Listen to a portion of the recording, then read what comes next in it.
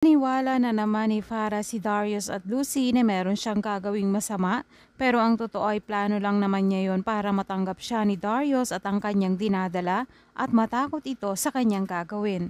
Dahil sobrang nag-aalala naman ang mag-asawa kaya kinausap nila itong si Farah na huwag ituloy ang masama niyang plano.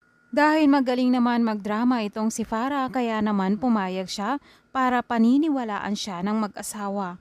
Samantala, dumalaw itong si Farah sa kanyang ina sa kulungan at binalita niya na buntis talaga siya. Kaya nga pinayuhan siya na gamitin niya ng maayos ang dinadala niya para lahat ng gusto niya ay ibigay ni Darius at Lucy. Ang gusto nga ni Farah ay tumira sa bahay nila Darius kaya kinausap nila si Mamita at pumayag naman ito.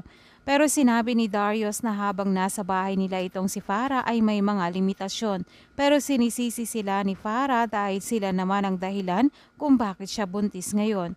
Kaya nga nagawa pang humirit nitong si Farah at sinabi niyang meron pa siyang isang favor at gusto niya ay may sarili siyang kwarto. Kaya binigay naman ito ng mag-asawa. Masayang-masaya nga itong si Farah na sa wakas ay nagbabalik na naman siya kila Darius. Ano na naman kaya ang mga pinaplano nitong si Farah? Yan ang mga dapat nating abangan sa susunod na episode ng Stolen Life.